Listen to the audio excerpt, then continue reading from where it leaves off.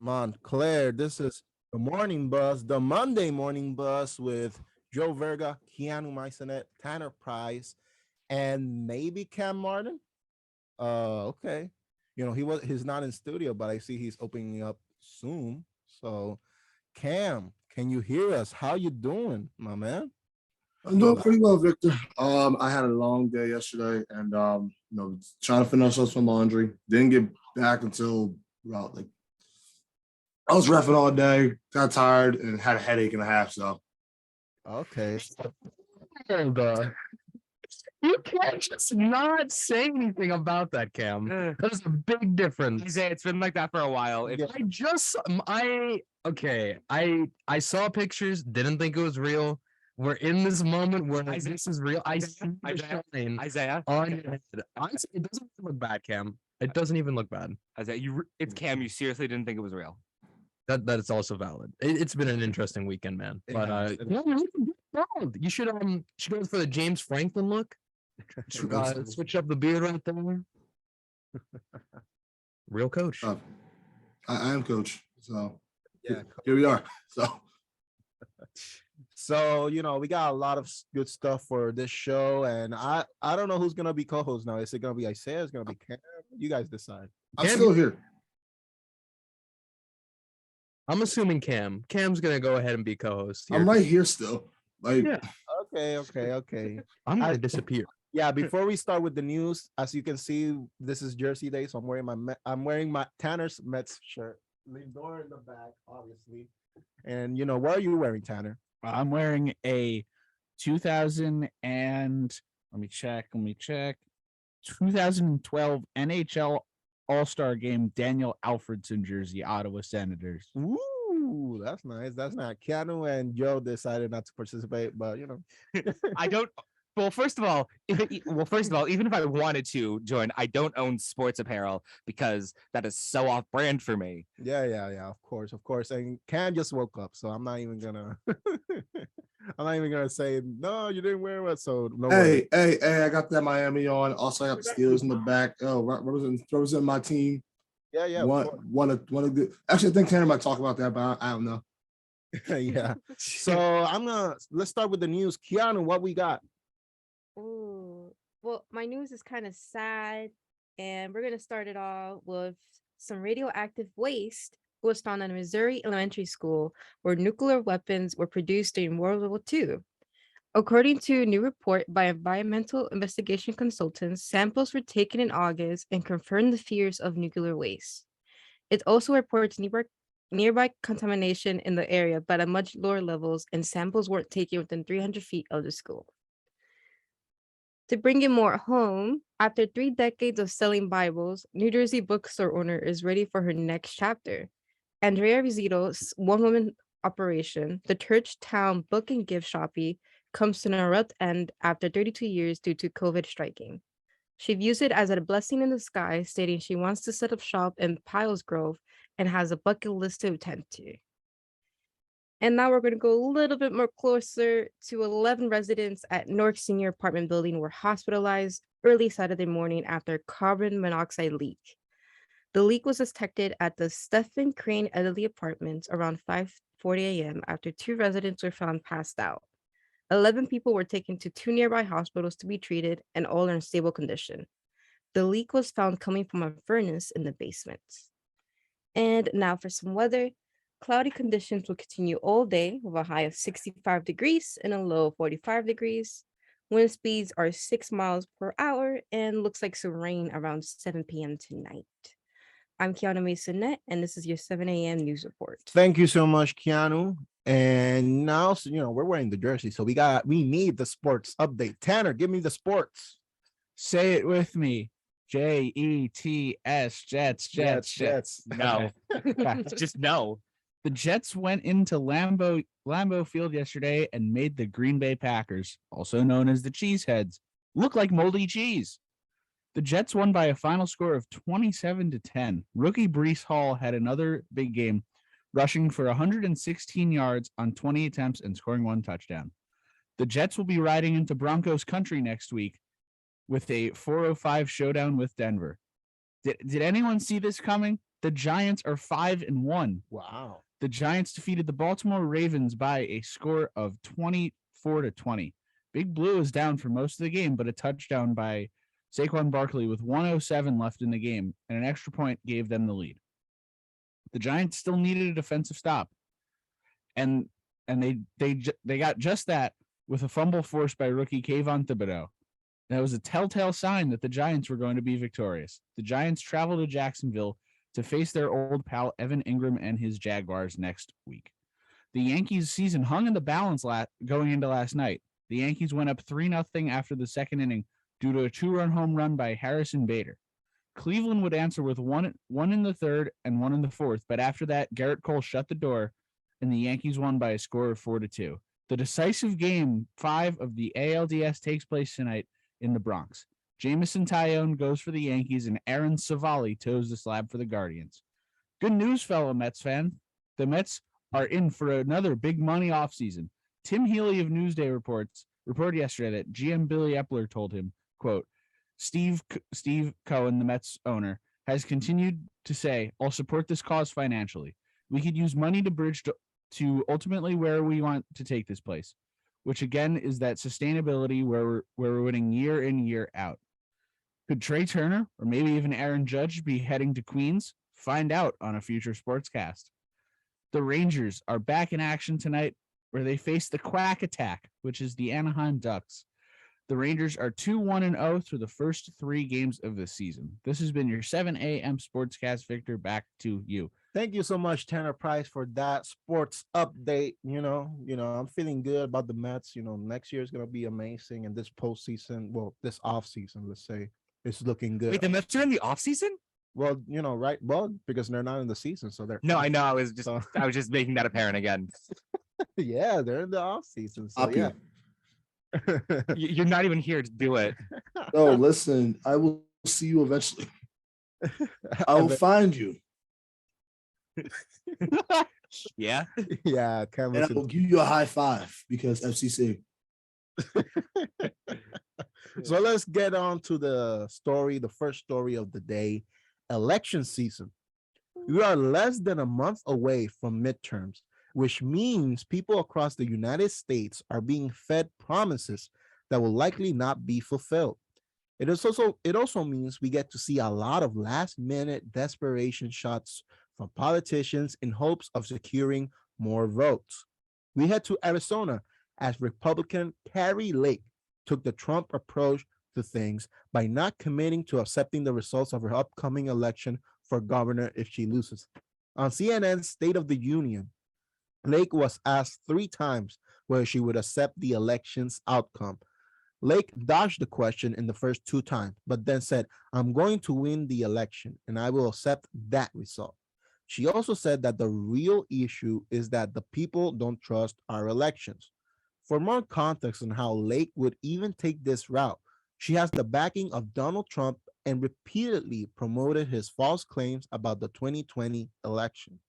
She has said that she would not have certified President Joe Biden's 2020 victory in Arizona and repeatedly calling the election stolen and corrupt.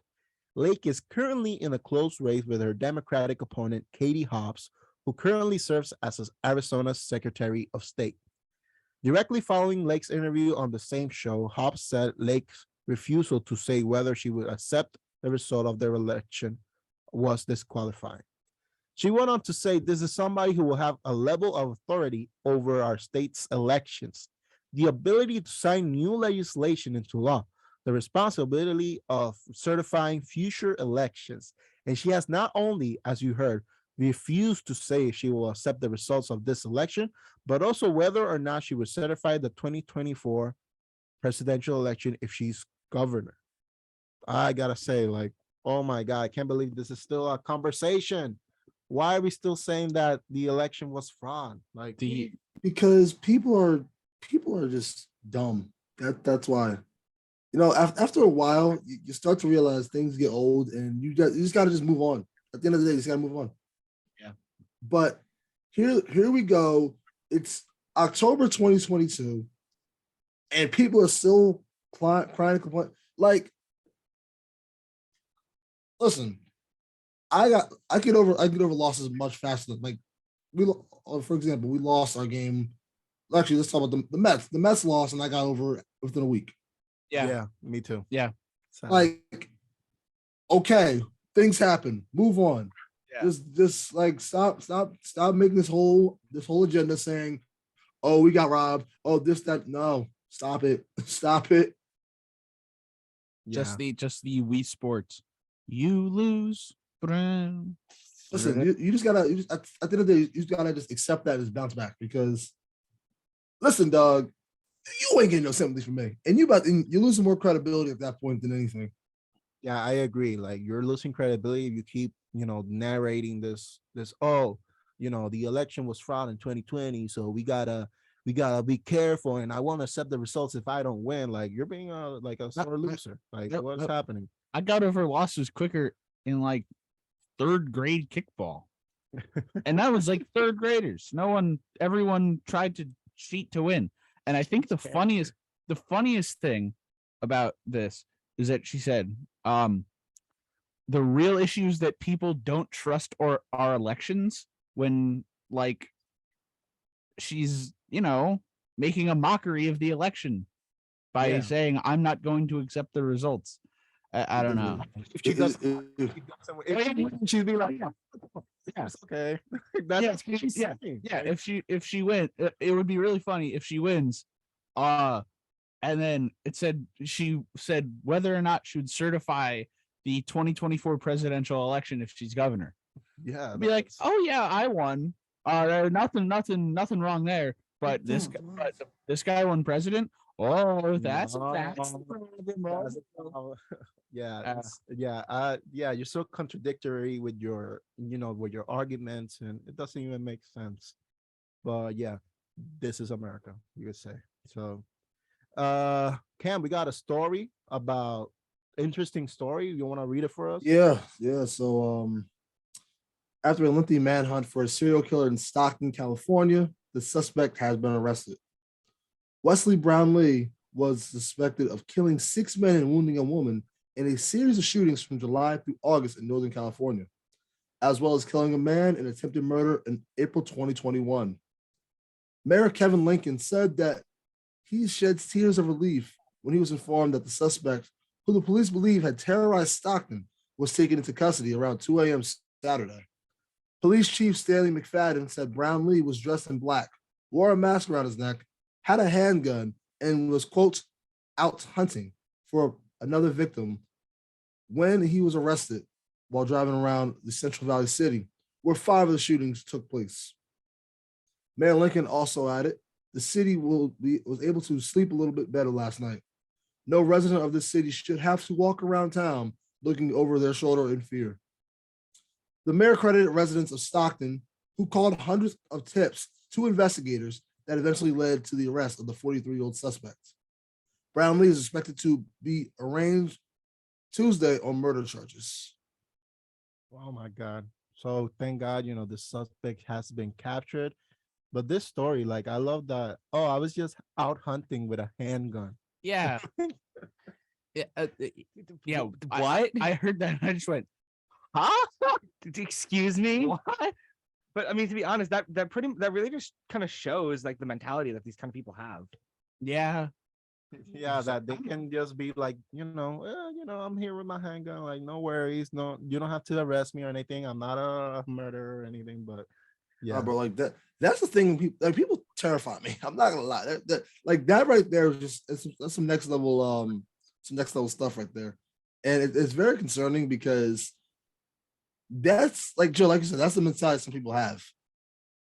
Yeah, and there are crazy people in this world, or people that have a crazy mindset like that, and it's very, very disturbing because.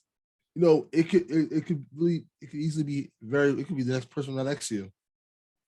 Yeah, that's the most scary part. You could go to a shop right or something or a Stop and Shop, and that could be like you could just see somebody like that. Like Yeah, it's interesting. Like we see a lot of documentaries about how like serial killers are like the most normal people. Like for example, Ted Bundy was like charismatic guy and Mhm. stuff like that. But then the it was revealed that he He did killed Ted Bundy things. He did a lot of Ted Bundy things after that point. Yeah. So, do you think more serial killers will be active following the release of documentaries and shows glorifying them? Dahmer recently came out and Mhm. you know it showed what he did. So, what do you guys think about that?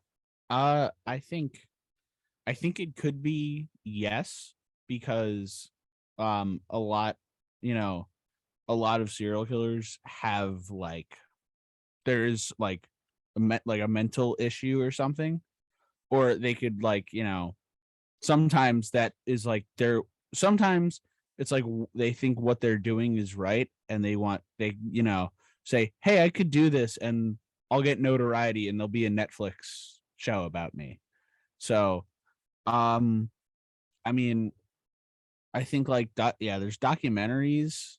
I think not documentaries releasing, but shows like Dahmer, because it's like a full acted out. It's a full acted out. Yeah, Yes. the story. Yeah, Yes. So, like yeah, it's like Hollywoodified and stuff like that. Like, people look like said, like exactly said, people like, oh, word, if I do this, I get notoriety like that. Word? Oh, what do I sign? And And here's the thing. there, You got there- so many people that just are in love with Dahmer already right now because of that, which is yeah, disgusting. yeah. it is. Like I watched the show. I don't know how anyone could be like, like people are like in love with him. How How? they? It's because of Evan Peters being the Yeah, person. Yeah, I think so. yeah, I think the same thing. I think Ross Lynch also interpreted yeah. Dahmer. So, There is a lot. There is a lot.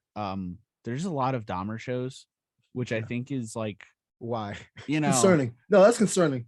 Yeah. we don't need this many. I'm sure that Listen, one is good. One is good. One is okay. One is good, two is a little over there, but there are way too Yeah. many. like Yeah. we don't need. More than that, you're bugging. Go home. Yeah. Go Yeah. home, please. Leave. Just leave. Yeah, and why do you think like in the 70s and 80s, like serial killer sightings and stuff were more common than today? Like fast forward today, and there aren't as many. At least that. Words. Well, 3 words. Social media, Okay. Okay. Yeah. That's technology. Technology, As that's I true. say, social media is 2 words, Cam. I was getting there. Social But yeah, media. 3 words. Boom. social media, Yeah, I agree. comma, technology. Because when you see someone with the phone, like you see someone walking around, it's like, okay, word. Oh, whoa, look at this guy. Oh, what's going on with this guy? Yeah. What is And that holding? Like, yeah, it could be easily captured. yeah. besides, on top of that, a lot of the victims that, for example, Jeffrey Dahmer, he lured them back to the crib. Mm-hmm. Yeah. Yeah, there's also a lot more like in at least then you couldn't just like shoot someone a text. You like you had to like call them. You can't just say, hey, I'm in a bad spot, like can you help me? Like, so I'm sure it's a lot like easier, I would say, for like a potential victim to get out of the situation. So I yeah, so you could just like say, hey, I'm in this tough spot.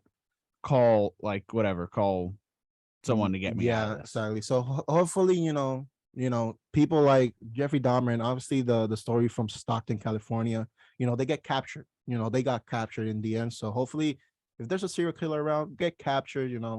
Say you're guilty, please. Like don't like stop killing people, please.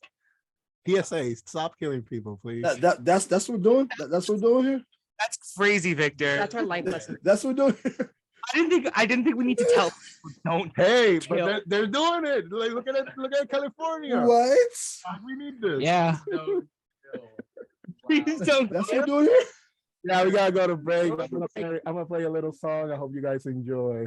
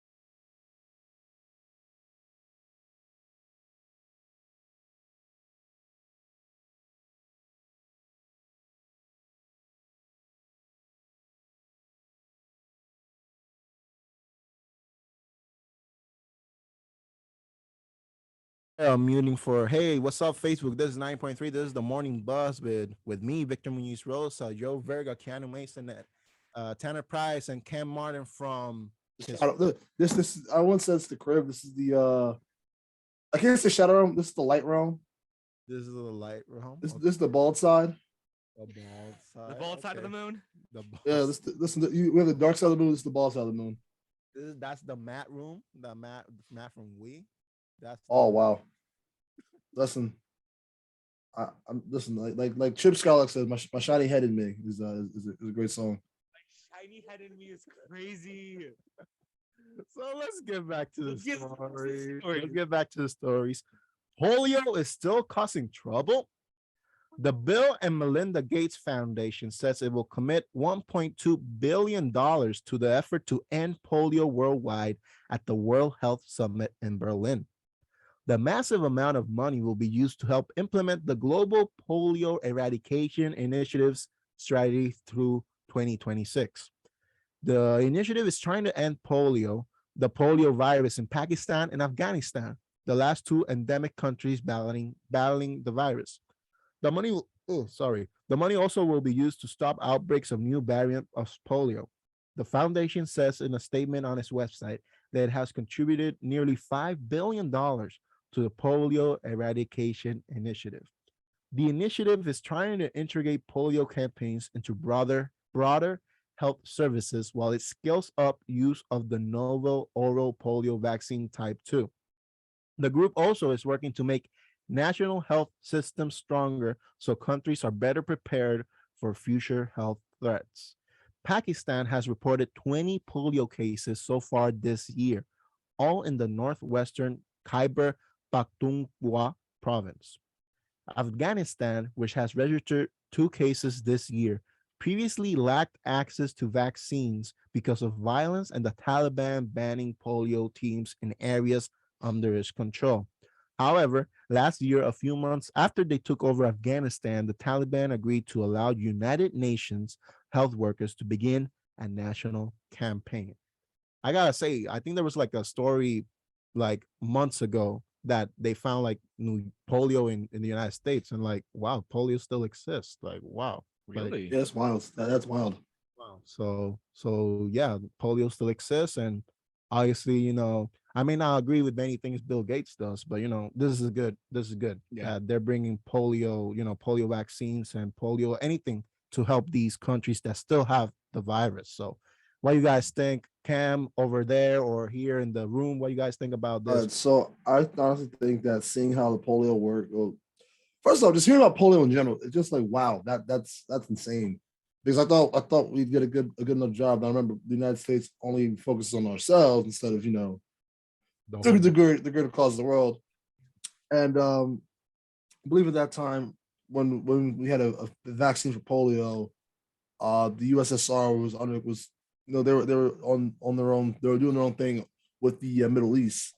So if I gotta double check fact check myself, but I gotta make sure of that. But that's the thing. I believe that it's a good thing with the Gates, what Bill and Melinda are both doing, are allowing to not have polio cripple the entire world. That's a bad choice of words there, but allow them to really just keep moving forward to at the end of the day prosper. That's a horrible choice of words I just said.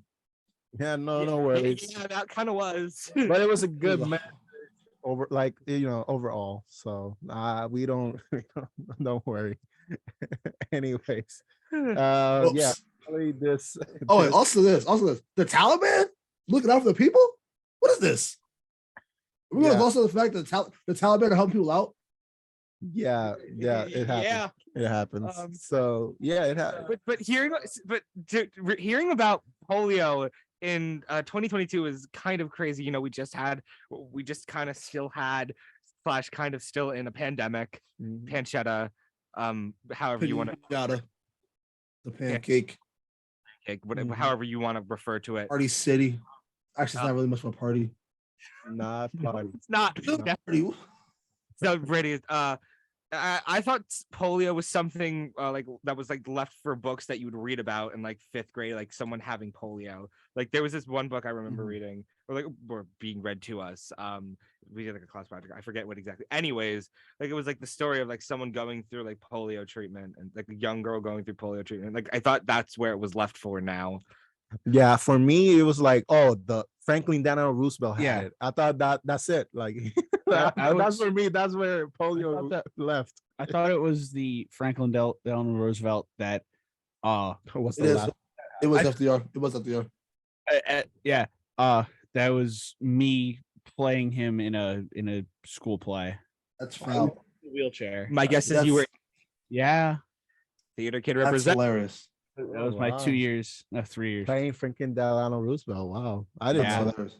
You should bring it back for the morning bus. What? No. Wait, bring what back? Polio? Franklin Delano Roosevelt interpretation. Wait, I'm not polio. I'll bring back. We already are since we're talking about it. No, but like Tanner as Franklin Delano Roosevelt. Okay, No. let me a clear. Oh wait, we should have a President's Day theme. We'll think about that one. 18. Well, I mean, President's Day is until when? Hey, we don't have to celebrate then. We don't have to celebrate then. Forget those people. Forget President. We're not gonna be on the President's Day because we have off usually. That's the point. Yeah, talking about precedents, Cam, this next story, I'm gonna give it to you. All right, so it's kind of funny that we're talking about FDR because he was basically in charge of the United States, leading the way through for World War II, which ironically is where this story kind of happens out. A significant amount of radioactive contamination at an elementary school in St. Louis has been found. The school, before becoming a school, used to be a place where nuclear weapons were produced during World War II, according to a new report by environmental investigation consultants. The school sits in the floodplain of Coldwater Creek, which was contaminated by nuclear waste from weapon production during World War II.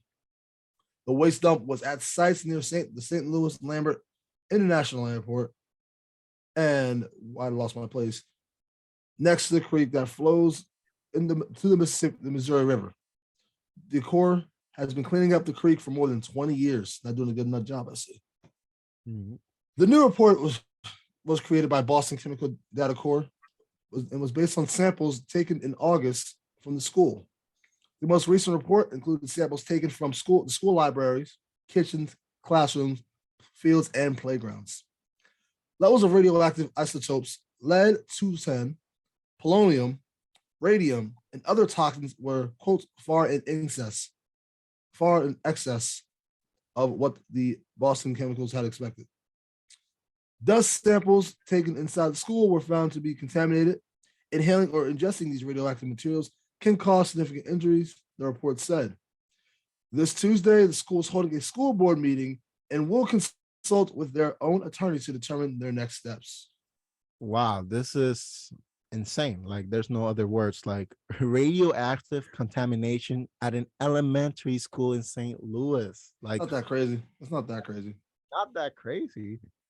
What? Oh, you're right. That's pretty nuts. Pretty Yeah. wild. Yeah, and there's a similar, like, there's a lot of like places like this that have like radioactive contamination. Like, for example, back in Puerto Rico, we have a little island that's right next to Puerto Rico, which is part of Puerto Rico, called Vieques, and that was used as a military base.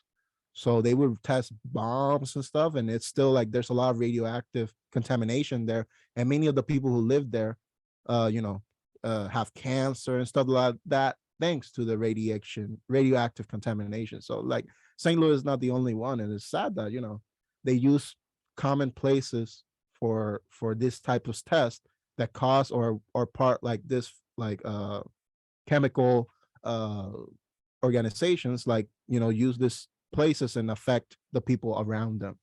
So yeah, it's sad. It's sad. What do you guys think about this?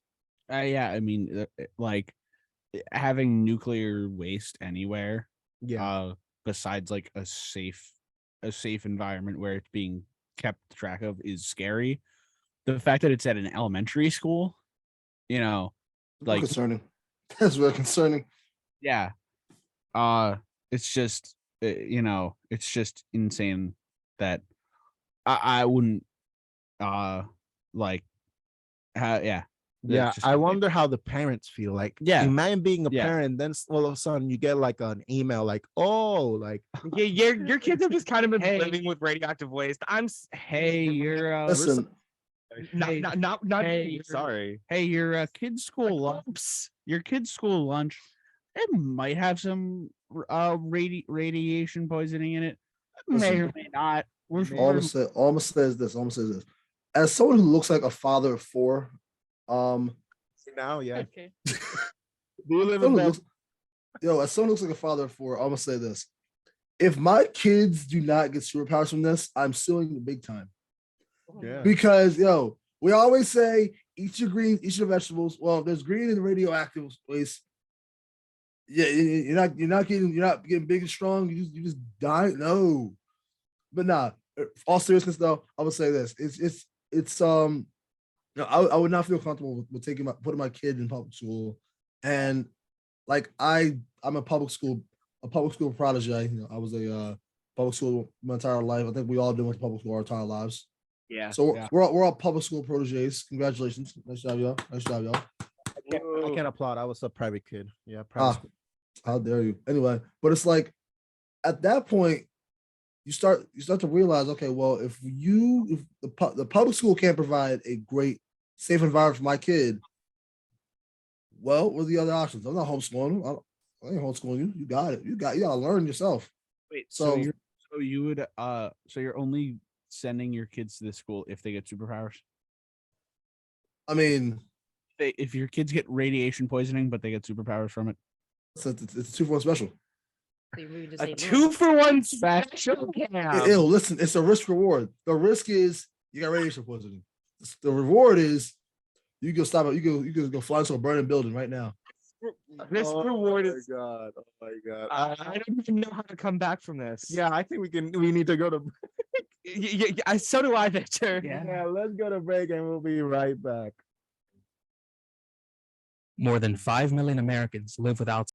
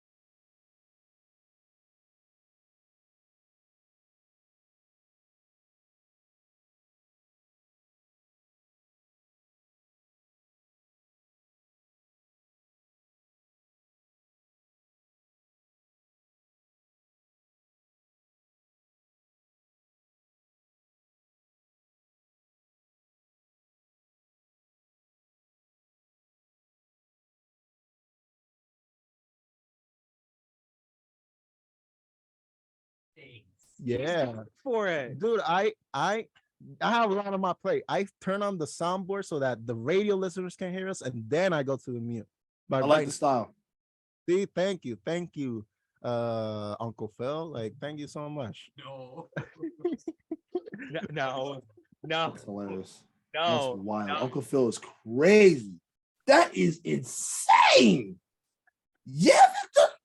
Oh, I lost my voice a little bit. If you guys can't tell, I can't really yell today because obviously, I've been yelling all weekend at my nephews. So I yeah, was also coaching and reffing. yeah. And yeah. So we got a feature story here. Well, this is a sad story. Tragedy at JMU. A 20-year-old man was arrested Sunday on suspicion of shooting 8 people at an outdoor gathering near the campus of James Madison University in Harrisonburg, Virginia. The suspect was identified as Tyree Isaiah Fleming. He was arrested about 15 hours after the gunfire was heard at a gathering outside an off-campus apartment complex. Fleming is facing charges of attempted murder, aggravated malicious wounding, possession of a firearm by a convicted felon, and the use of a firearm during the commission of a felony. Additional charges are expected as the investigation continues. The gunfire broke out at about 2:20 a.m. Sunday in a neighborhood southwest of the James Madison University campus. All of the victims suffered on non-life-threatening gunshot wounds. 5 of the victims were taken to nearby Santara RMH Medical Center, and 3 others were treated at the University of Virginia Medical Center. The victims ranged in ages from 18 to 27. It was not immediately clear if any students from James Madison University were among those injured.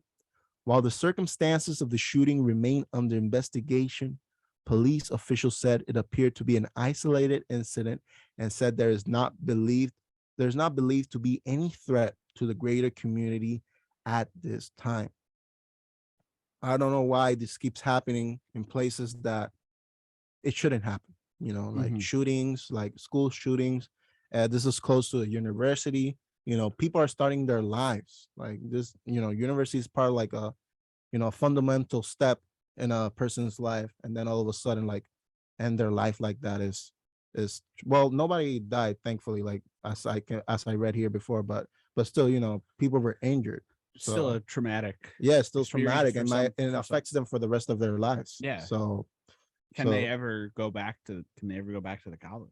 Like, yeah, I mean, that's do they the feel least. That's the comfortable? least amount of worries. Mhm. But it's whenever you don't really think of when you hear like a story like this, you don't think about it unless you're in like a similar situation, and all of us are like college students. Yes. Like, these are probably people that are just like they Our probably age. That's literally us. yeah. Yes, there So is, it's exactly. really they're probably just having a night, like minding their day on like on like their college campus. It says it was at 2:20 a.m. So they're probably like out late with their friends, whatever, just having a great time. And then something like this happens, and it's really hard to hear that, and like just that And this if you're not a student, you just Yeah. walking close to university, and then this happened. Like, yeah it's sad. It's sad that 8 people, were injured because Yeah. of this. And hopefully, this doesn't keep happening. Like, this keeps happening. We keep reading news like this. I don't want to read news like this. I'd rather read positive news, like something good happening in not only in the United States but in the world. But sadly, we gotta read the news. That's part of the show, and this type of news are important to say, so people are. Listen, so I have friends that go to JMU, Oh, really? and high school, a few people went to JMU, and it's just seeing this. It didn't sit well with me because these are people who I knew since at least I was like 6. people I grew up with. And it's just the potential that, you grew up with somebody all your life, and then they're the same age as you. And thank God nobody lost their life. But the fact that this was all started, he was just. Is there even a reason why this happened? Well, at least according to the story, there's not like a clear reason why this happened. So there's no, in my opinion, what I said is just my personal opinion, does not reflect the station. There is no rhyme or reason why at all you have to get to violence. There's no point in any situation where violence is the answer. No point at all. Yeah, I agree. And especially, with weapon violence, that's unacceptable. And there's no point of having it. If you want to, disagree with an argument, be an adult, talk it out. Don't be a child. Children fight. Stop being a child. Yeah, please. There's no reason for this. And these are people that, you go to school. You're going to school with. Is he a student? Oh, Well, it hasn't been confirmed if the people injured were students. No, but, I just saw there's an article by the Washington Post, and it says that none of the injured are students none of the schools were reported to be among the victims. Okay. So basically, you're going to go, you shot people from around the block, people from around the way, locals. Yeah. It just doesn't sit well with me. Yeah, it doesn't. Yeah, it doesn't. And hopefully this doesn't keep happening and we have to keep reading it. Please, stop doing this. It's not acceptable. But we got another story concerning something that's happening in the nation. So Cam, take it away. More money, more problems. Transportation Secretary Pete Buttigieg was on ABC's This Week on Sunday and was asked if the threat of recession worried him. Look, it's possible but not inevitable. A part of why we don't see a lot of pressure on prices is that while the demand has come back, Americans have more income because Americans have jobs, and there's almost historically low level of employment. Buttigieg told anchor George Stephanopoulos, adding that it's been hard for the supply side to keep up. President Joe Biden said last week that he believed the economic downturn was likely to concede there could be a very slight recession. His comments came after Jamie Dimon, the CEO of the largest bank in the United States, JP Morgan Chase CEO, warned a recession was likely within 6 to 9 months because of the Russia war in Ukraine and historically high inflations and the rising interest rates to combat those prices. The Federal Reserve has also raised interest 5 times so far this year and is expected again next month. Meanwhile, White House economic advisor Cecilia Roos defended the limited progress the Biden administration had on tamping down inflation early on Sunday. Roos pointed to data from last month saying that employers are posting fewer job openings and the house market is tapering off during an interview with CNN's Dana Bash on the State of the Union. So we're starting to see signs that our red hot economy is starting to cool. And we know that because of the strength, we are better positioned than most other countries for the Fed to achieve its goals.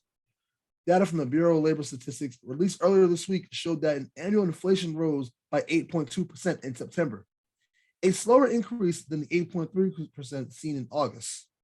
Economists also projected that the pace of the price increase would slow to 8.1% last month. CNN reported last week. On a monthly basis, the overall consumer prices increased by 0.4% from August. Yeah, I gotta say, I'm kind of sick of living historical, recessions. I don't want it. Please don't. Yeah. I'm a college student. I already got student debt. Let's not add the recession to this. So hopefully they can, resolve this. for those, it's Pete Buttigieg. I think I Buttigieg. pronounced Pete Buttigieg.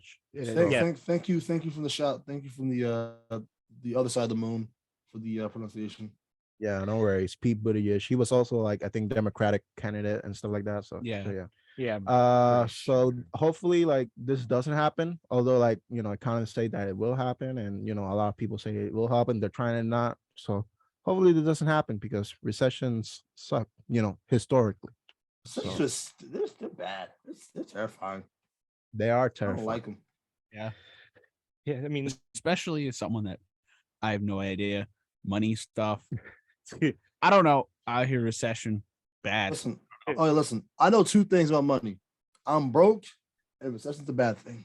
Yep. Yes. Yeah. That's all. That's basically a all my life- knowledge. The Also. life of a college. yep. I also think those two things don't really work well together. Yeah. No, not at all. So, hey, America, can we please figure it out?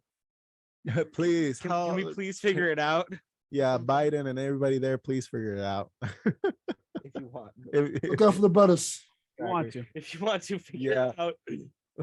Exactly. Can't do call to action. Is that a call to action? I don't know anymore. Yeah, it's their job, I guess. I don't know. So And we got a segment here. Yeah. with we got a big segment too. Verga. I think it's one of the most important segments in the show. Yo, Vergas, give us the update on what's happening on campus. Okay, you got it. So as previously mentioned by everyone in the studio and in the moon, I'm Joe Verga, and here are some events Moon. happening on campus this week.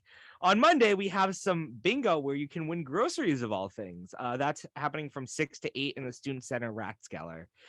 If you want, you can head over to the Student Center Annex from 7 to 10 for a jumbo size game night, also happening on Monday. Moving to Tuesday, we have a cupcake decorating event for those of you with a sweet tooth. That's happening in the Rec Center Lounge from 7 to 9 p.m. On Wednesday, we have the Pink Ribbon Ball for Breast Cancer Awareness Month. This is happening in the University Hall Conference Center, which is on the 7th floor of University Hall from 8 to 11 p.m.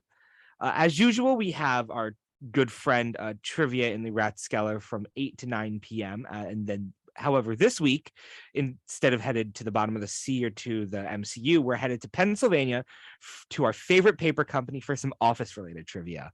Please don't cheat, Cam.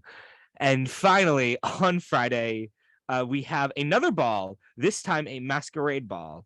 Just like the other ball this week, we have, what is it? It's happening in the Student Center Conference Center. Yeah, words. But this time from 8 to 10 instead of 8 to 11. And then, as always, you can see more information and more events on Engage. Thank you, and back to you, Victor. And also, the office is. Listen, the office is below mid. It's hot basura. It's so trash. Oh, you're talking about the show. Yes. Wait. That's what you're talking about. Wait. Hold up. Like, we gotta talk about. No. Don't you dare defend this. Wait. Don't you dare. You're standing up. Don't you dare defend this, Victor. Don't you dare. That take. Like, who's telling us it's trash? Is it Isaiah or Cam? Like, Yes. what? I'm reading through my thing and I'm like, there's a lot of typing going on. I'm gonna not focus on that for like 2 seconds. No. I need explanations. Like, why is the office trash for you guys? I don't hear any. I think you're peeking, Cam. I can't hear you. Yeah, you're peeking too much. Yeah. All right, so boom, right? The office is very trash. Why? Why is it trash? It's a great show. It's not funny at all. It's not funny. You like Marvel movies. The comedy in those it's the same thing every movie. And I like those movies too. It's the same thing. It's like the city is like half destroyed. It's like, oh, I guess we're not getting tacos tonight. My children. Listen, father speaking here. Yeah. The office is trash. I don't care. Forget my preferences as movies, not shows. The office is very, very mid. Shows. It's the same thing. Yeah, I I could agree with you if you're talking about like after Michael Scott, leaves Yeah. the pro. Like Oh, I can yeah, agree yeah. with you on that. Yeah. Like I can agree with you that Yeah. after that, like it falls off. Yeah, it does. But those 7 seasons with Michael Scott and the whole gang, they're great TV shows. They're Yeah. still iconic. Yeah, Like I I don't know. agree. I gotta disagree with the Office slander that's happening. Office slander is tolerated. No, Listen, listen. If y'all can make fun of my bald head and everything I do, Oh my. Well, here's the thing. on. This is a different. There's a different. This is a TV show we're talking about. You just do this stuff on purpose. Yes, yes. thing. Shut up. Great TV show. Okay, No. Isaiah, I want you to come in. Like you're the one who started the Oh. controversy. Like, why do you think The Office is mid basura trash? Listen, ladies and gentlemen. First off, the event's great for the program. A lot of great things going on this week, guys. Love to see I'm it. looking for program. I think The Office. I think there's a lot of shows that came out during that time period, like 2000s, 2010s, that were a lot better than that. I just don't find it funny, and when I watch it, I just like cringe. That's the funny part. That's not funny. Listen, I like cringe humor. I like awkward humor, but when it comes to The Office, like like the cringe doesn't even make me laugh. I'm just like, that was stupid. That's the joke. That's not entertaining. Like I feel frustrated watching the show. Like it annoys me how much it's not funny to me because I listen, Facebook, Metamates, I wanted to like the program. It's not good. It's not Please good say at it all. right. The program is not good. No one should watch the program. The Can you say- program is trash. The program is mid. The program is Save your time. Yeah, I can't I- agree with this. Like, See, I'm gonna. there's some tension in this Monday morning bus now. Like, I can't see Isaiah the same anymore. I can feel it. Call it in the air. Basically, you're like, listen, I should just play the Office theme. Like as a I would out of spite, I would rage quit. I would rage quit out of spite. We have it. we got. Listen, I have rage quit so many times from this show. Yeah, we know, Cam. So yeah, I gotta thank again Joe Verga for giving us the update on Yeah. Cap. Joe, love the events. All the events this week, phenomenal. Like it just you every single week you do a great job. And next week I expect even you to one up this. Every single week you just get better and better. Thank you, but Right. Why think it's gonna be a butt? because there's usually a but when it comes to you, Cam. Dare you? How dare you not accept my compliments? How dare you not accept my compliments? Here I am trying to be nice. Now you want a butt? Here's a butt. So boom, right? The event, Office event is insanely crazy. First off, the number's gonna be great because everybody on this campus and their mothers and their fathers and their uncles and their cousins and this, that, and third, they all We're gonna go to a break, and we'll be adore the Office. What'd you say? Wanted me.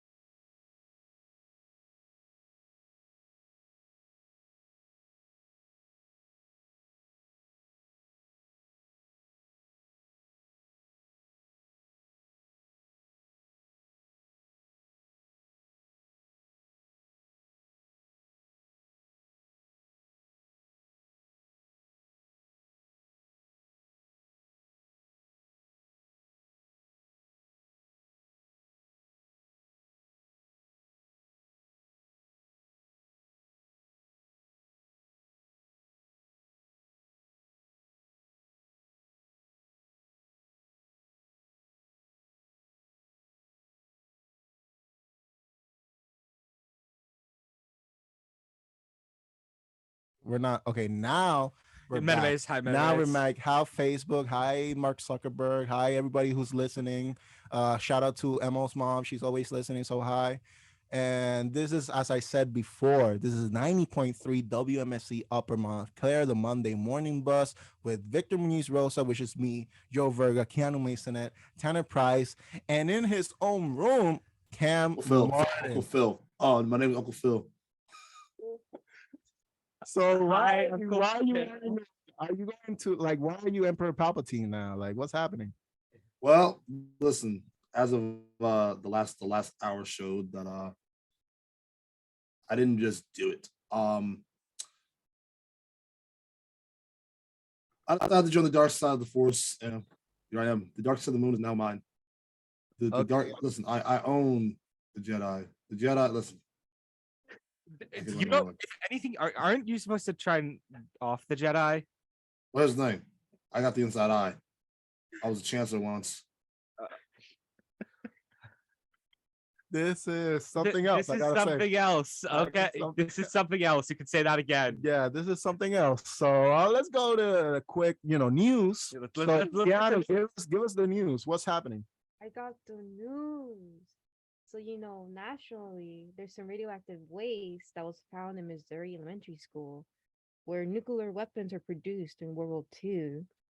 According to a new report by environmental investigation consultants, samples were taken in August and confirmed the fears of nuclear waste. It also reports nearby contamination in the area, but at much lower levels, and samples weren't taken within 300 feet of the school. Coming closer to the state, after 3 decades of selling Bibles, New Jersey bookstore owner is ready for her next chapter. Andrea Rizito's one-woman operation, the Churchtown book and gift shopping, comes to an abrupt end after 32 years due to COVID striking. She views it as a blessing in disguise, to stating she wants to set up a shop in Powell's Grove and has a bucket list to attend to.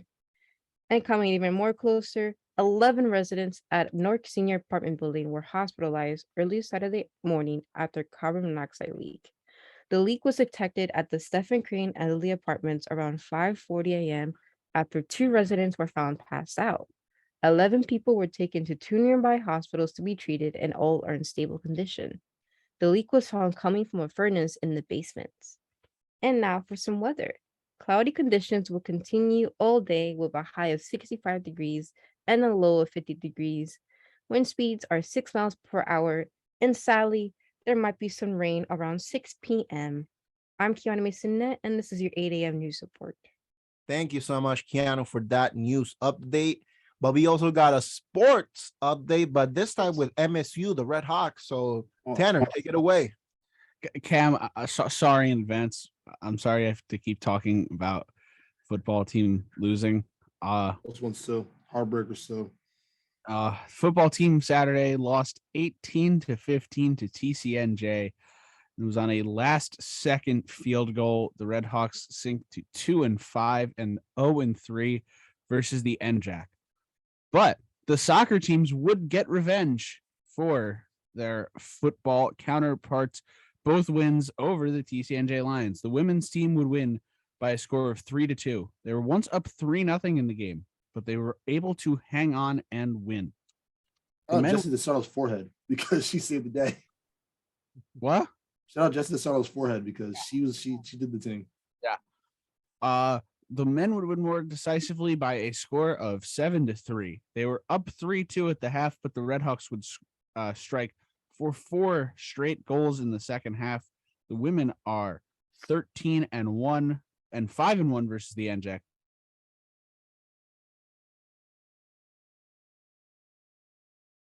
The men's soccer plays today at Centenary University.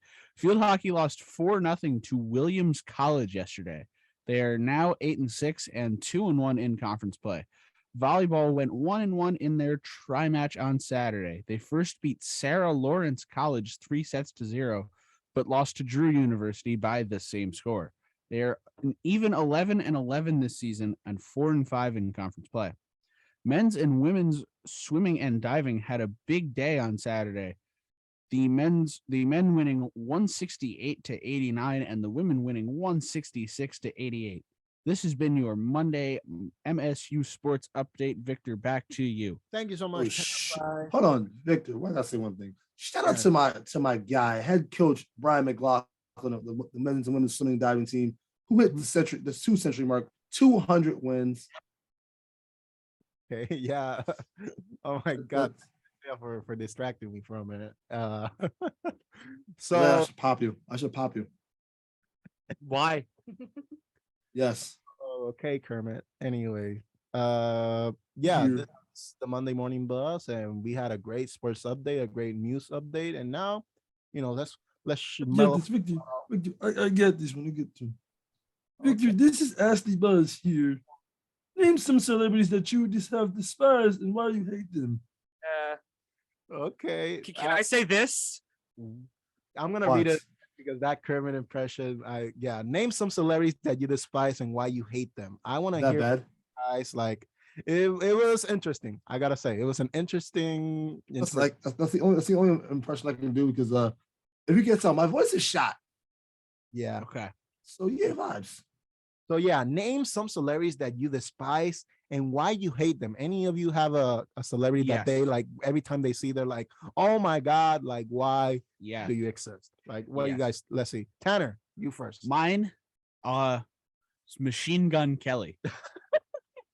One, he's he's done some things, the whole Eminem situation. He got this so hard he changed his entire style of music. And also his music is just terrible. It's awful. I don't know how anyone listens to it. He's like but he's like a 30 or something year old man. Let me check. Machine Gun Kelly. He is What? He is age of he's 32, right? That's what I said. All of his songs are like songs about like high school and stuff. Yeah. Like the song where he's like, they were kissing in the bleachers. You're 32. Like make some like deep songs. And I had the displeasure. I was at the NHL All-Star game and he performed there. It was just basically just like 20 minutes of me and my friend saying, wow, this music is terrible. And it is. And he has this whole his relationship with Megan Fox and like drink each other's blood or something. I don't know. Okay. Yeah. I just don't like everything. Yeah, It's just- I gotta agree. I don't don't like Machine Gun Kelly. I don't say hate, but like, I don't like him either. Like, I think he's just, he's everything you just said, Tanner. Like, I think the same. So, Joe, do you have someone like?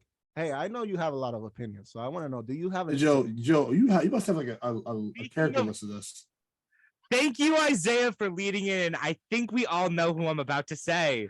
So do I really need to say it? Please. Joe's opinion. Here we come. I'm not sure if you're gonna pick up on this, but this is me face palming myself. Oh, I think you can hear it. I'm gonna say Chris Pratt. Oh, I wonder why. I wonder, geez, it's almost like I'm looking at the mistake that everyone made right as I'm speaking. Yeah, Chris Pratt from the Mario. Chris Pratt. Here we come. He's in too much. He's in too much. He's in too many things. Yeah, I agree. Celebrity that I hate that. Yeah, Victor, let's go over to you. Yeah, a celebrity I hate that is still like in the pop culture arena. Chris Brown.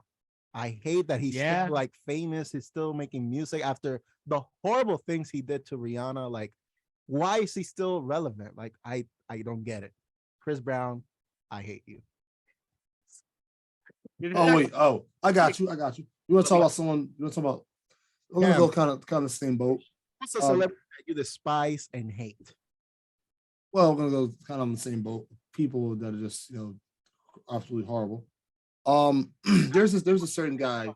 Okay. What? You gotta name one. Oh, yeah. No, there's this guy who played for that team back in the day. See that team, Steelers. His name is Antonio Brown. Ooh.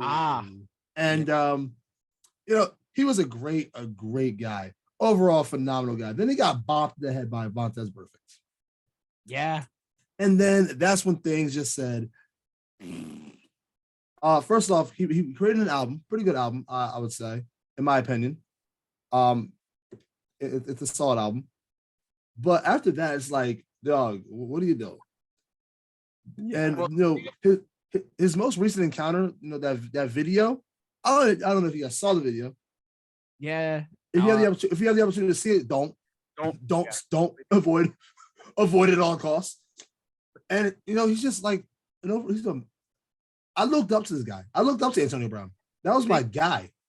The thing with him too is that like last year, he looked like he was like getting it back together. He won a championship. He was playing with Tom Brady, and then it just all went downhill. Listen, if thing at the Jets game where he was like, Tanner, I'm saying this.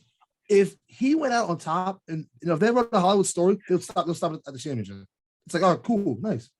Yeah, no, Yeah, great story. And then because it was like he had so many years of like a lot of stuff, and then Brady takes him in, they win championship. He got a touchdown in that game too.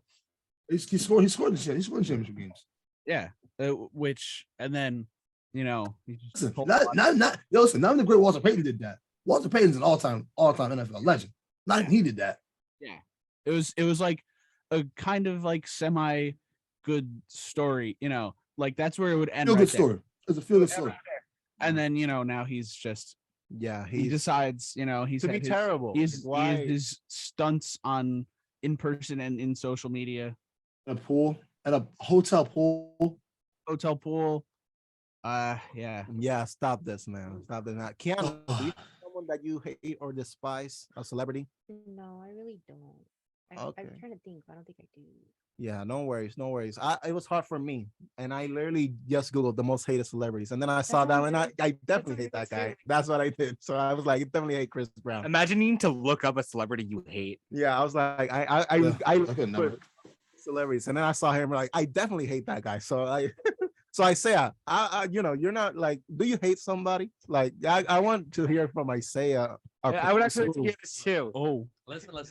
Steve Carell. Imagine. No, I actually like Steve Carell, just not The Office in general. You ever I wouldn't even call this person a celebrity, but I've seen this guy online where he just like eats food, right? His name is something avocado. Oh, God. Yeah. Oh, I've never been more frustrated seeing a human being in my life than seeing Nico Avocado. Okay, that sounds wild to say. But his whole genre of videos makes me just boil in the inside, and the fact that he acts like a baby he does public he does it's so disturbing, and people give him a platform. It's like I just he also he like calls his fans like you're lesser than me and stuff. I'm sure. I mean, it's just so. And then I've literally seen a video of this human being with no shirt on, but please put a shirt on, respect. But just like covered in spaghetti. Yeah. No.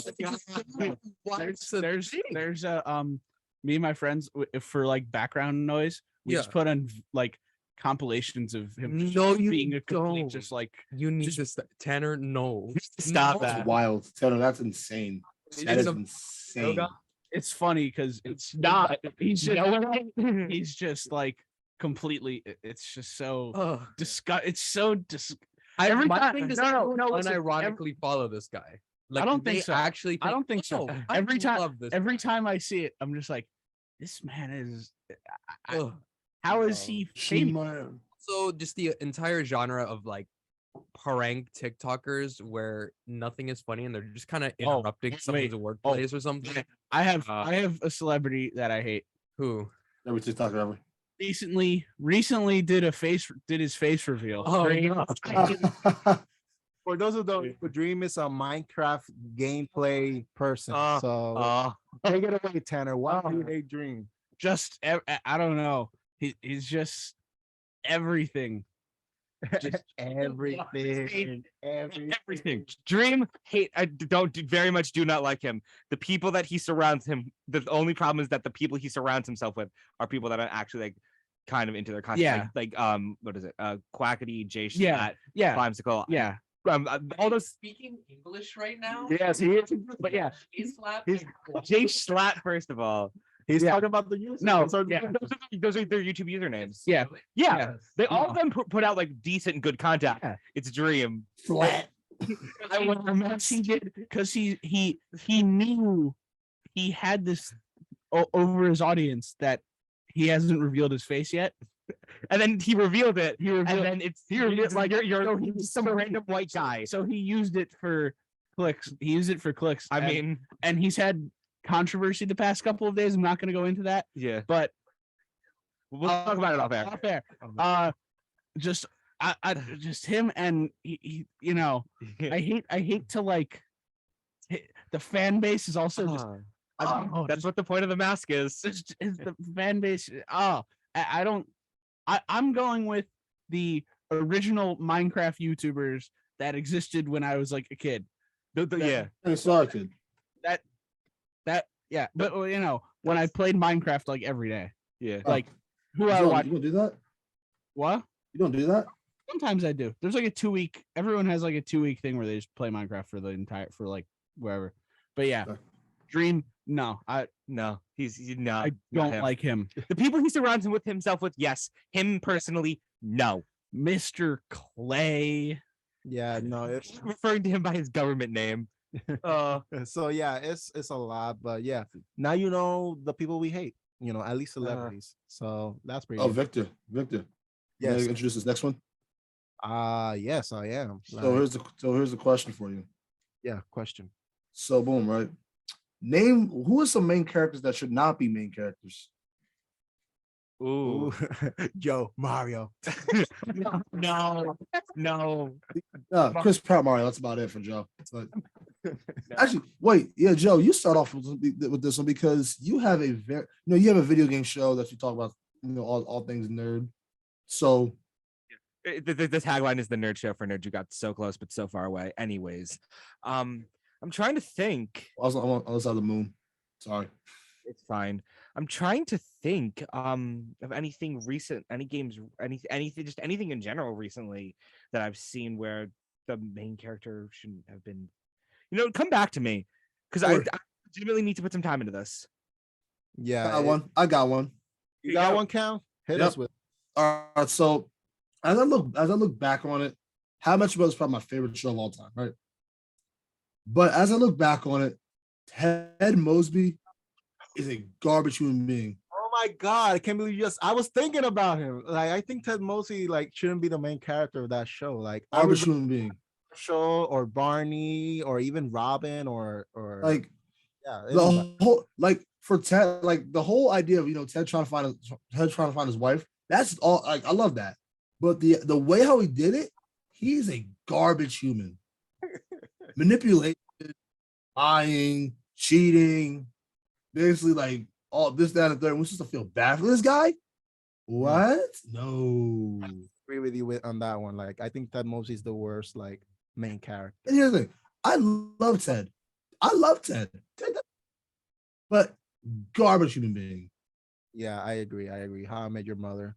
Anybody else got a main character that shouldn't be a main character? We're talking about cheating men, right? So like Ross from Friends. Ooh, well, yeah, it's an ensemble cast, so he's technically a main character. Yeah. Yeah. So yeah, Ross. I agree. Ross, yeah, also shouldn't be part of the ensemble cast. He should be like a Gunther character, on the side. Oh. So yeah, I agree. I gotta agree with those two options. Great options. So yeah, Ted Mosby and Ross Geller. Yeah, Ross Geller. So I gotta agree on that. So we got our next segment, our favorite segment of the show. Am I in the wrong? Read it because you have vibes. So yeah, Cam, do you want to read it or Oh, should I? you read it. I don't have a voice. I don't have a voice to read this. No worries. I got the voice. This is the voice. Okay, that was stupid. I am a 35-year-old man and my wife is 33 and we are currently expecting our first child in December. I live in chronic pain due to a slew of health issues. I also work a job where I'm on my feet constantly. I can't get a new job right now due to personal reasons, but I plan to as soon as possible. My wife quit her job right after we found out we were expecting. We always planned on this. The problem is she's gotten really lazy. I understand pregnancy is hard, but it's gotten to the point she won't even make food or clean the house sometimes. She's been whining and complaining constantly since the moment she took the test. She sounds like a child. I hungry, I sore, my head hurts, I'm sick, etc. I understand these things are normal during pregnancy, so as much as it annoyed me, I bit my tongue. The second I get home every night, she want me to do something for her. She expected me to cook and clean as soon as I got home every night. The straw that broke the camel's back happened a couple days ago. I had just gotten home from a 10-hour shift and was having a flare up. I just wanted to have a bath and relax because I was in so much pain. I told her I've had a terrible day and to just DoorDash something. I rarely let her do this because those fees are ridiculous. So I thought it'd be a treat. But she said that she can only eat home cooked meals and that everything else makes her sick. This is where I might have been, in the wrong. I yelled at her and told her I've had the worst day and she needs to stop complaining and be an adult for once. She started crying. I immediately apologized over and over again, but she left anyways. A couple hours later, my MIL called and called me a misogynistic bad person and a slew of other names. I hung up because I don't need that. Now the beans are spilled and all the women in our family are mad at me and my wife still won't speak to me. So, guys, what do you think? Is he in the wrong? No, I say no. Like, here's the thing. I understand that, you're like, you gotta look out for your wife, and your wife's always right about a lot of things. But like, it's a build up and like all that stuff building up. I understand that, and at the same time, it's like this, that, and a third. But I mean, this is probably why I'm not a dad right now. But like, Yeah. you gotta like you gotta be some sort. You gotta find a way to be independent some way, some sort of way. Yeah, I agree. Yeah, I think that there should be a balance, and clearly there's not a balance in this like relationship. Like you gotta take into account like what the husband's doing, and obviously, she's pregnant, so you gotta take that in account. But at the same time, there's like a disbalance. Like, Them, in a way, are in the wrong. Here's the thing. Like, especially if your mother-in-law is calling you saying you're a bad person, and no woman in that family will speak to you, is bad. But I think that at the end of the day, it really depends on the person. But I remember when my sister was pregnant with my nephew, she would try to do everything she can. Like she'll walk around, do all the things she could, right? And so like until she couldn't anymore. Like she did, and I guess that's that's why just my family, because every woman in my family who has children, they were the same way. They did all the work. It was all equal, and of course the baby daddies were there. The father of the children were there, but it's like they wanted to do their own thing, and I completely understand that. Yeah, and I agree with the mother-in-law like being too extreme. Like I wouldn't say he's misogynist. Like he was just tired that day and said those, that could, there's some things that I would disagree on what he said, but like, he was just frustrated. He was tired, and then like, Yeah. she's been in the house all day. Like, what does she eat all day if she doesn't cook? Like, what's happening? Like, I think she can like at least like do some stuff, even though I know like she's pregnant. It's some people Also, this like the fact that who said that they eat home cooked meals? Was it her? Yeah, she was the one who was like, Yeah. Like, no, like what? Like what? Come on now. You gotta get, you gotta get Taco Bell sometime. yeah, you got to Or treat something. yourself. Yeah. Something. Yo, Not- Something not a home cooked meal. So yeah, we yeah, not I'm- always home cooked. Yeah. So we're gonna go to a quick break, And yeah, I'm gonna play a song. I know Cam and Isaiah are gonna enjoy this, so I hope you guys enjoy.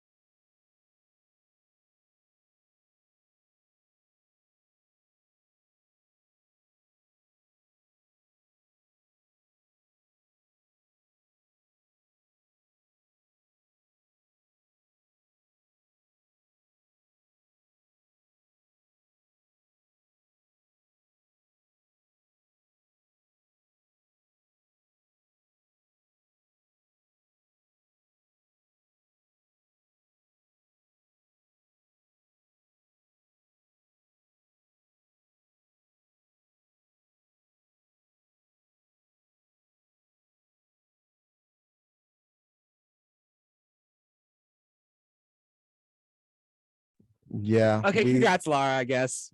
Yeah. So Laura's taking over. Laura's Icardi, our co-producer here at the Morning Bus. So we got more stories. So, let's take it away. Cam, will you do me the honors of reading this story about entertainment? Got you. Movies making the big bucks, big buck team. Anyway, horror ruled the box office once again with Universal and Blumhouse Halloween Ends bowing to $17.2 million in 77 overseas markets for a $58.4 million worldwide launch. Last week's champ, Paramount's Smile, put in another scary strong performance, dropping just 16% with $16.3 million in 61 markets to beam a running offshore total of $66.4 million and 137 million global. Halloween ends when day and dates on Peacock domestically, where Anthony notes that he left money on the table. Overseas is a different story. It's like in like-to-like markets, the debut is 46% ahead of last year's Halloween Kills. Whenever a movie simultaneously releases to a streaming platform, piracy will ultimately be a factor to offshore. But we're hearing the weekend's results of the subset trilogy finale is better than expected. It also kicked off 20% bigger than Smile did in likes for likes, though the latter is seeing incredible legs and ranked ahead of Halloween Ends in 22 markets this season. So we got a lot of Halloween movies. This Dude, it's the prime time for Halloween movies. It's October.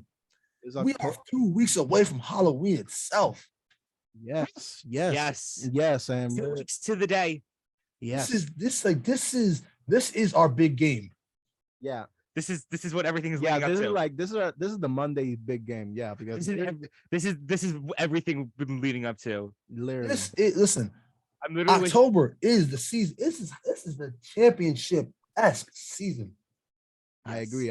Especially just for the gotta Monday say, morning bus. I gotta say one thing with it being 2 weeks away. what? Halloween, here we come. That's hilarious. So happy I don't have a camera. Halloween, here we come. So, But anyways, yeah, y'all better believe I'm waking up at 5 a.m. to get my costume. And Because I have to do hair, I have to do makeup. I gotta do hair too. Oh wait. Really, Cam? that was some The Office humor. I gotta say, I'm impressed. Wow. Wow. Yeah. So Turn straight to camera there. so as a Halloween connoisseur, Joe, what do you Yes. think about the Halloween saga? Like, there's what 9 movies, 10 Like movies?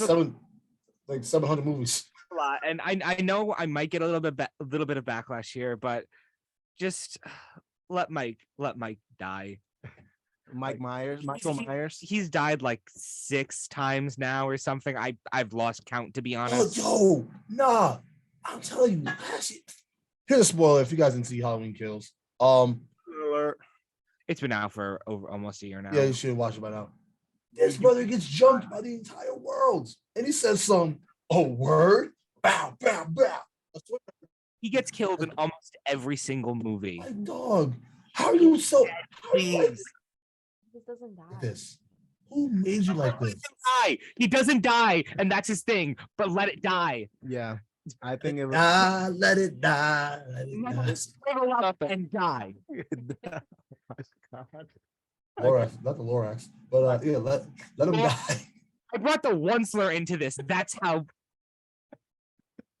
Yeah. and that's my piece. Oh wow, that was amazing. And that's my piece. So we're gonna go to our oh my Costume. The way how it's Googled says bootleg Mario costume, that's hilarious. No way it says video game guy. No way that's it. Go back right now. Go back right now. No way that it said video game guy. No way that it said video game guy. No, go back to the picture before. No, that's terrifying. What is that? There's no way that's insane. I wonder. That's wild. What it's called. I gotta find it. Yeah, for our radio It says our producer is showing us bootleg Mario costumes. no. It says video game guy. It's not Mario. It's video game guy. It's video game guy. Video game guy. That's wild. It is That's hilarious. So we're Wait. gonna, The Luigi one is also just called video game guy. but in green. But green. Video game green. Video game green. So we're talking about gaming right now. So we got a story about gaming. So We got Joe. We got Joe for this. We got our resident expert in gaming. So, Take it away. but here's the thing: it's gaming, but it's gaming on TV, and why it can't work. Comcast Spectator division is ending the video game-centric network on G4 TV. The channel launched in the early 2000s and became a cult classic for gamers. In a memo set to be sent out to all employees, Spectre's CEO Dave Scott explained that the company's investment and efforts to revive the network just didn't get traction. A few dozen employees are contracted workers are affected by the shutdown. Comcast said it will assist them with outplacement and consider some for internal opportunities. The current iteration of G4 is smaller and less focused on traditional linear TV than its predecessor. It revived old G4 mainstays Attack on the Show and X-Play, plus comedy boosted Japanese competition series Ninja Warrior, esports competitions, and D&D limited series. Along with putting content on YouTube and social media, G4 has a multi-year agreement with Twitch and pay TV distribution deals with Verizon, Fios, Cox, Xfinity, TV, and Philo. Yeah. Several media and tech ventures centered on the gamer community. I'm sorry. Yeah. Siri, Yeah. Siri's even like Siri wants to say something. Yeah. To restate, several media and tech ventures centered on the gamer community have hit turbulence recently, with Facebook shutting down its gaming app and Google winding down its gaming service Stadia. Then a startup billed as the quote MTV of video games also just went bust. Many employees found out via Twitter after people posted the memo from Dave Scott. Oh wow! So that's that. Wait, wait, wait. Wow, that's sad. Wow. Cam, what you gotta And say? what were you saying? Tell me that their own boss didn't tell them in advance. Yeah, unfortunately, that's the hard hitting truth from all aspects of the video game industry. Like, just take a look at the Blizzard shutdown that happened I'm not sure how many years ago it was, but literally the boss opened up the meeting that said, yeah, we're firing 99% of all of you by doing a comedy set. Like, Oh my breaking God. he was breaking the ice. He was doing a comedy set, and then at the end of it, it's like, oh yeah, by the way, all of you have to be out of this office by today. Oh my God. So everyone sees the finished products, but there is a lot of like hard hitting stuff that does happen behind the scenes and like in these like kind of background areas, as we can see here. Oh yeah, and G4 is such, like, I remember, like, in my childhood, I remember G4 and how iconic it was. So G4 was lit. What? I grew up on G4. Especially considering how this is happening with G4, it being one of like the very like fundamental and like It being the show. it being one of like the big main things. Channel. It was the channel for so long. It was Yeah. for so long. Seeing that this is happening to bigger things like that, it's kind of a little bit like nerve wracking, like, because what's going to happen next? yeah. Wow. I'd never heard of it till now. I'm serious. Tanner, you lived on the rock, didn't you? Tanner, you can leave. Yeah, you can leave. Look it up. I Tanner? don't know what we're talking about. You get a pass. Yeah. Tanner, there's the door. Just kind of keep going. Bye, Tanner. Keep rolling away. Keep rolling away. Gone. Keep her gone. Keep her gone. And he's out of there. He's out. Good. So yeah, Getting up to help him. so Come back. yeah, G4 is so iconic, and sadly is going away. It's ending. And what really bothers me is how the employees find out. It was via Twitter. Like, Yeah. no employee should find out they're being fired or something through Twitter. Like, that's Yeah. insane. Like, Listen, that's rough. It is. Like, Joe, you were saying, I'm sorry for cutting you off. Go back to your point. Oh no, I was just I was trying to say is like it's there, like there's even in like a division such as like gaming and like entertainment and all that kind of stuff.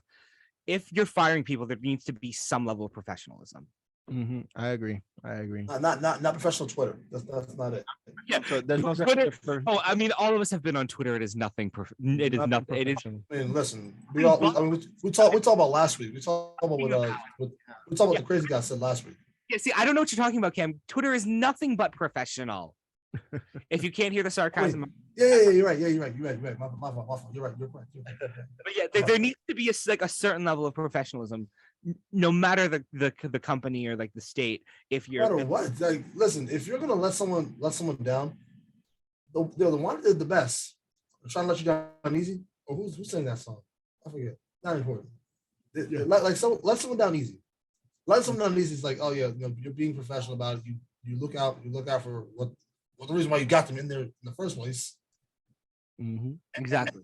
Now when it's all said and done, it's like, okay, sorry. Yeah, it's bad. It's bad. Like, So imagine just being on your phone, right? Sitting there chilling, cooling. You go onto Twitter, just sitting there. Oh, Oh, I don't have a job anymore. I don't have a job. Oh, I don't anymore. have a job anymore. I gotta make a phone call quick. Yo, boss, what's the scouts going on? There's a I am- rumor going on that's Oh, Yeah. word? I don't have a job. Oh, Oh. I don't have a job Oh, anymore. Holy I'm no- fired? Oh, word? Oh, yeah. All right, word. Oh. Oh, appreciate you.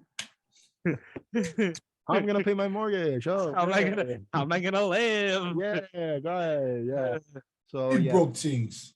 Yes. yeah. G4, we're gonna miss you, and we're gonna go to a quick break, and we'll be right back. 90.3 WMSC. Upper Montclair.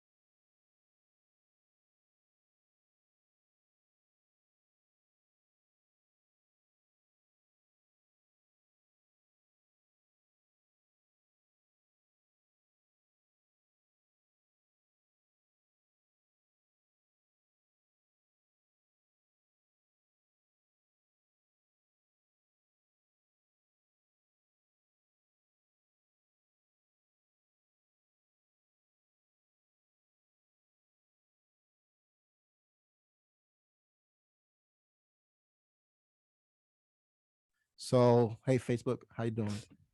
On Facebook. So we're back. We're back, and we got the fun stories coming up. The stories that are so absurd that they have to be told on radio. So let's get right to it. I don't think that's the right tagline for that. Yeah, I'm gonna give Cam the honors of reading The this. honors of the displeasure. The honor. Okay, word. The Glizzy discount? Hey, yo. Silhouette Cocktail Lounge, aka the Sill, was offering a deal of a lifetime. All you had to do was get a tattoo related to the bar, and you get a free glizzy anytime you visit the place. The offer came as the establishment is currently in a rebranding phase under new management. They began to sell glizzies with relative success during the relaunch, but their PR representative suggested that they create a promotion to get more glizzies on people's plates, thus creating this bizarre deal. Blair Hu, a master's student at Boston College, was the first to rise to the challenge and get some fresh ink on his body. But surprisingly, the man never stepped foot in the place, not even once. Hu saw a TikTok about the offer and immediately wanted to get a tattoo. He did say that he liked the logo that they use, which is a rat with angel wings, kind of fire. Now, what makes things even crazier is that their glizzy normally sell for $3.50. What? $3.50 regularly? What? On Wednesdays. $1? What? Here's the question though. Why are you tattooing yourselves in the name of glizzy consumption? I have no idea. That is beyond me. Well, to start off, can we do you know how much a tattoo costs? I'm well aware. That's we're not talking about the tattoo. All right. So Why is there a glizzy that costs $3.50? What is this? First off, can we please call them hot dogs yeah, for my Yeah. sake? glizzy is slang for hot dog. Yeah, Can we just- please call it a hot? Why is there a hot dog that costs $3.50? What is going on? Well, What? I mean, the hot dogs are too. Have you ever been to a Costco? Oh, well aware. But Yeah. is it like regular size hot? Like, am I paying for the the brand here? Like, what am I doing here? Yeah, we gotta pull up the picture of the tattoo if it's possible. What is this? Like if it's worth it. That's Like hilarious. Joe brought a good That's point. hilarious. Could be expensive. Like, So tattoos are extremely expensive. so I'm like sorry. That's that- funny. depending how Please, good the tattoo please is. look- You get one. Oh, You get one expensive hot dog. You get one expensive tattoo, or free hot dogs, or no tattoo. Okay, I that's hilarious. yeah, I'm that, sorry. That's funny. yeah, The tattoo's okay, but yeah. I wouldn't get it on my body. For a glizzy. No. I'm not talking. The rat. Are you kidding me? That's hilarious. Yeah, That is it's a rat. Oh, And like I've seen competitions like that before that. Oh, you get a free tattoo, and you know you can get free stuff. get a cookie or something. So like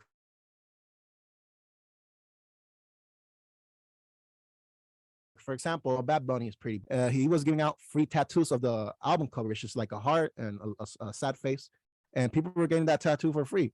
So if it's a free tattoo, I kind of get it. But like for not a free tattoo, a free promotion. you have to pay for that too to get the free hot dogs. oh, you have to pay for the tattoo. You have to pay for the tattoo if you get Dude. something related to the bar tattooed on you. You get the free Yo. Did anyone think about this? What if this place just like shuts down and just closes altogether? That'd be hilarious. Now you're stuck with a round angel wings for the rest of your life. But you got free hot dog. You got free glizzy every time. You got a free hot dog every time you walk in that place. Just give them the $1 on go to on a Wednesday. Give them $1. Give them 4 quarters. That's literally all you need to do. Like I'm not on the like you have $1 hot dog deal anyway. Just take that. Yeah, go on Wednesdays. Go on Wednesdays. Go on a Wednesday. Any Wednesday you choose. Pick a Wednesday. This is the day I'm going to get $1 hot dogs. Here you go. Glizzy Wednesdays. So yeah. Dollar Lindsay. Glizzy Wednesday.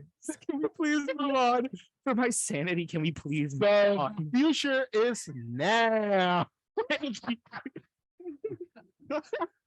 I'm not saying anything. Don't look at me.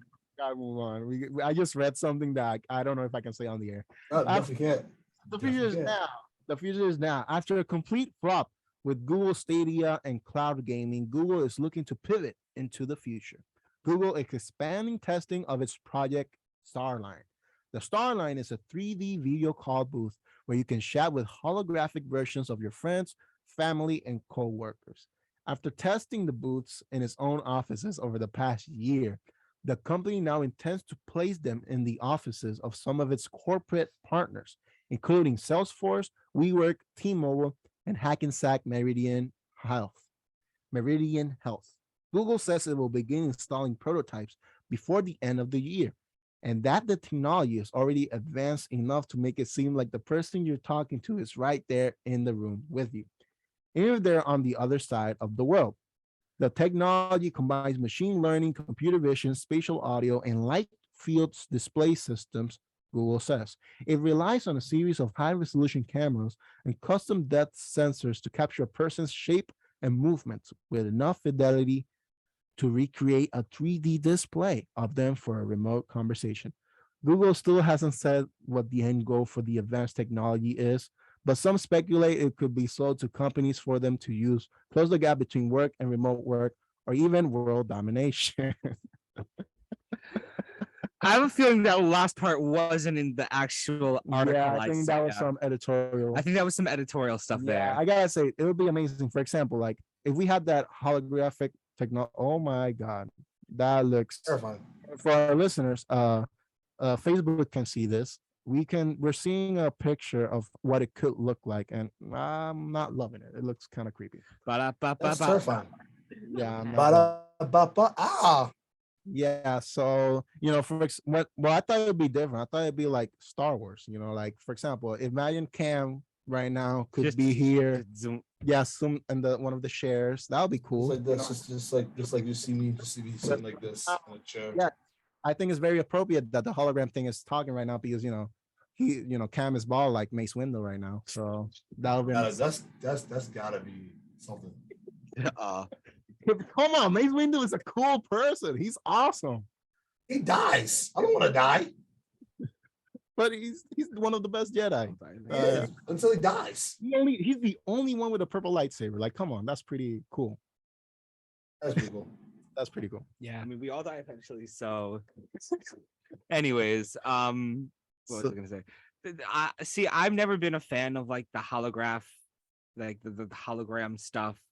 I'm like, why do we need this? Like, I get it. It's to quote unquote have the person in the room, but I don't want to be like walking through like legitimately walking through someone. I get that. Happen. That could be like, wee. Yeah, Victor, stop hitting me. Victor, stop hitting me. You get mad at walk through them, just like I don't care. I don't care. I'm out. Boom. Yo, it's like yo, up top, high five.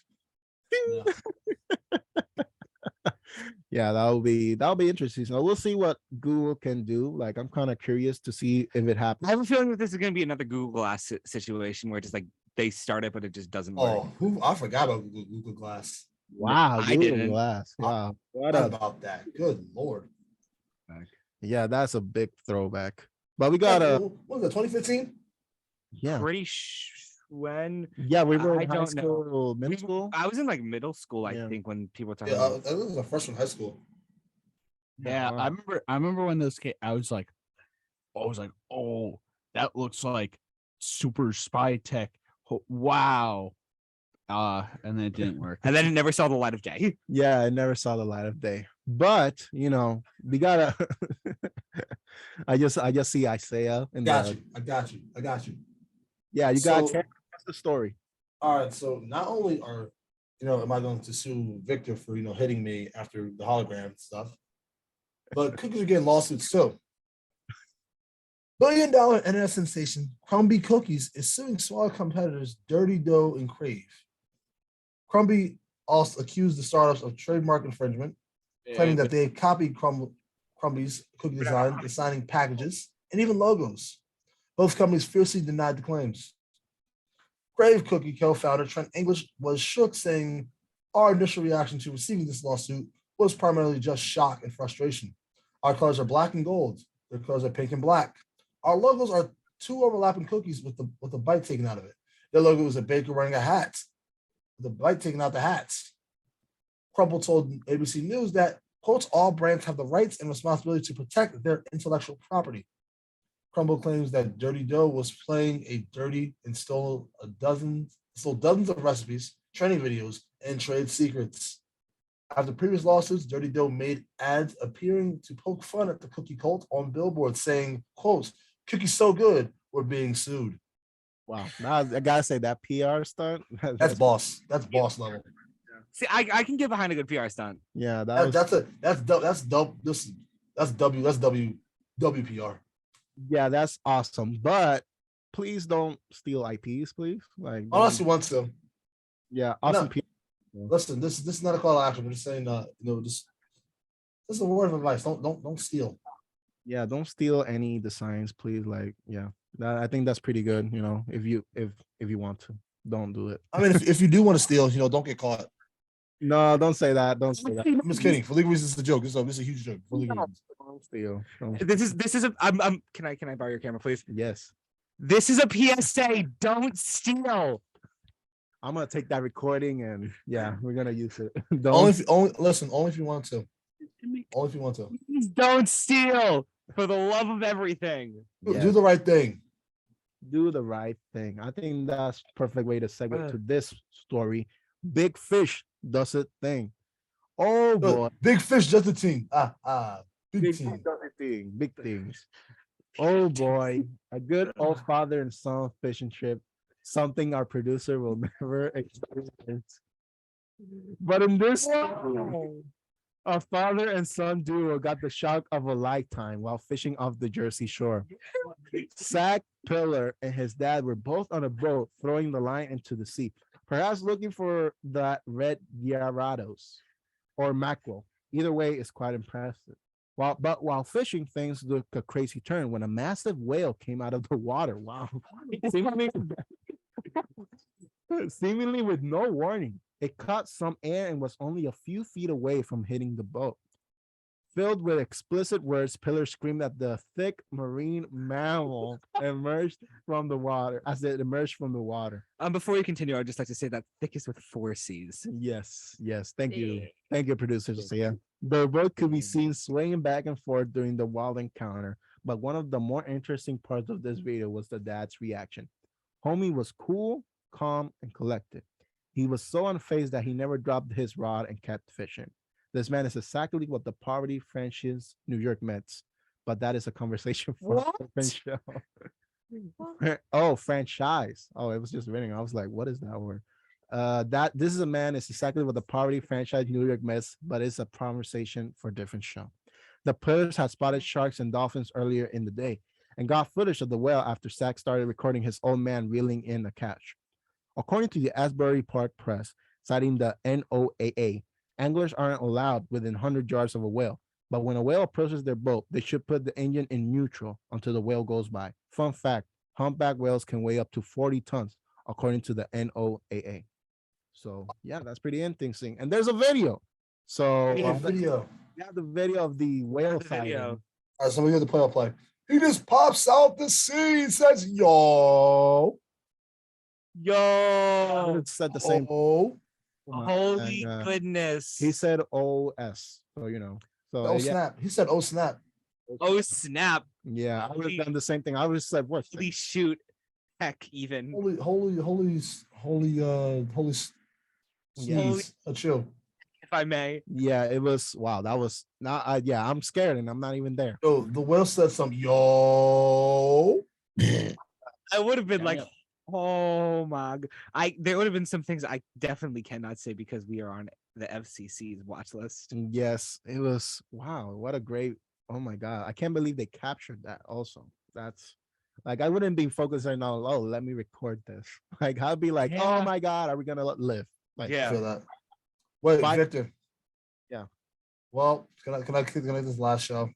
The last story. of course you can take it away, my man.